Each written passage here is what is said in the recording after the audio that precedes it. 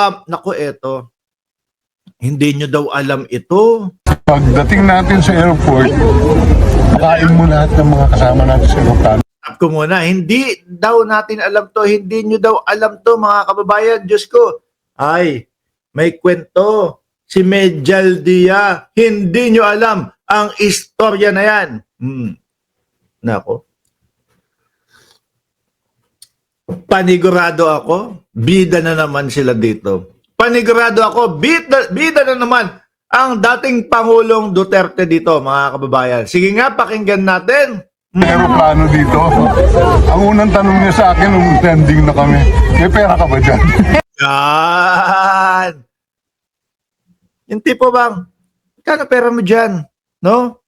Para naman kaming ano. Anong taon na ngayon? 2025. Kahit wala kang dalang cash, okay lang. Basta meron kang dalang mga credit card. Basta may dala kang mga debit card. Kayo pa mawawalan ng mga ganon? Oh, may pera ka. Cash ba? Para naman kaming ano yan eh. Pwedeng gamitin kahit kung nasa ibang bansa ka. No? Ang credit card mo, Pilipinas. Oh, BDO, BPI, at kung ano-ano pa. Uubra yan.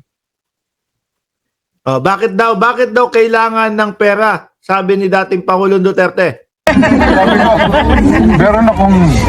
meron yata akong $550 na Hong Kong. Kasi galing kaming Hong Kong eh. Yeah. Yun lang ang laman ko. At saka may card ako. O sige. Yan. May card. Okay. Pagdating natin sa airport, pakain mo lahat ng mga kasama natin sa aeroplano. Ayan! As if naman walang pagkain yun. Oh, gutom na gutom lahat yan. Gutom lahat yan. Kalaban niya yan ha, yung pinanghuli sa kanya. Ibang klase, ano? Tapos, pagdating mga kababayan, doon sa harap ng mga husgado, hindi makapagsalita. Kalaban niya noon, ha? Pero ang puso ng dating Pangulong Duterte, iniisip ang pagkagutom nung mga humuli sa kanya. Ibang klase. Kapag kayo mga ganyang kwentuhan, syempre, mga kababayan, nadadagdagan na yan. Pagka yung mga ganyang kwentuhan, syempre, sila ang bida. Di ba? Oh. And then, bilihan mo sila ng mga jacket nila kasi Malamig. malamig. Hindi nyo alam. Parang bunggo din pala yung estilo, mga kababayan. Yung tipong bunggo na, inaresto po siya doon. Wala po siyang sapatos, wala po siyang tsinelas. Ang lamig-lamig po doon eh. Na, with matching iyak pa. Ganyan ang puso daw ni dating Pangulong Duterte. Oh, sabi ni Maui Jaramillo, kwentong barbero, syempre ho mga kababayan, ikaw ba naman ay napapaligiran ng mga uto-uto? Oh, madaling mapaniwala. Di syempre, kung ano yung ikwento mo, tuloy-tuloy lang. Di ba? Sabi ni Cayus, Sir Mark, mali yung nasa thumbnail nyo. Dapat Duterte Youth kasi mga tagtuyot na. Mga tagtuyot na. Oo nga no. Matatanda na daw yun. Anyway, mga bossing, di ba? Yung mga istoryang ganyan, para naku, baka hindi kaya ito ay kasama doon sa plano na gustong magkaroon ng totoong rebulto ang dating Pangulong Duterte. Ano po? Yung mga ganitong istoryahe ba, mga kababayan? Di ba? Ikwento mo ganito, ganyan. Ikwento mo ganon. Para sa ganon, yung itatabi kay Jose Rizal, malabo ho yun, mga DDS eh. No? Itatabi ang dating Pangulong Duterte kay Rizal. Siguro, yung mismong tao tabi doon. Patiri ka na. Patiri ka na lang doon. Di ba? Pero yung sasabihin mo, rebulto, itatayo sa gilid ni Jose Rizal, madami yung aalma dyan. Kahit pa anong gawin yung mga kwento-kwento na kayo ang bida. Diba? Malabo yun. Dahil gising na gising, buhay na buhay ang mamamayang Pilipino. Sabi ni JMS Iloilo, boss, ayaw na ng gulo ni BBM kaya bukas siya nakipag-ayos sa mga Duterte interview sa kanya ni Tunying. Fake news ba yan? Hindi. No? Mamaya ipaliwanag natin yan. O, meron, nakasama sa topic natin yan, mga kababayan. No?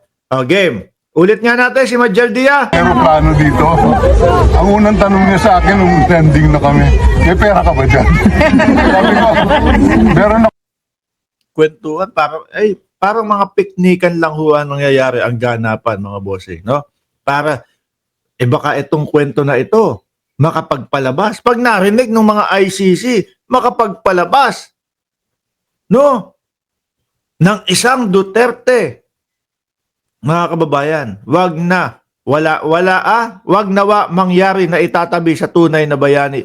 Hindi naman ho din papayag ang sambayan ng Pilipino na gagawin nila yon, na masasalaula po yung tunay na bayani. Mga kababayan. Di po ba? Kung sakali na merong rebulto na maitayo ang dating Pangulong Duterte, siguro ho, sa loob ng impyerno ni Kibuloy. Imperyo ni Kibuloy. Doon sa Tamayong, no? Papayagan nila yon, kaibigan nila yon eh. O, di ba? Or sa loob ng bahay ni dating Pangulong Duterte. Pero kung sasabihin mo, sa gilid ni Jose Rizal, imposible ho yun. Kahit anong kwento nyo pa, nagawa-gawa, malabong mangyari yun. Di ba? Sarap ng kwentuhan dito, no? Meron yata akong $550 na Hong Kong. Kasi galing kami Hong Kong eh. Yeah. Yun lang ang laman ko. Tsaka may card ako. Tapos may napanood pa ako. Yung kay dating Pangulong Duterte din, siguro wala na siyang maisip. Dahil nga, kumbaga, nandun na eh. Pabiyahe na siya eh. Nung una, ayaw sumama eh, di ba? Nung una ho, ayaw sumama. Nung nandoon pa sila sa Villamor Air Base.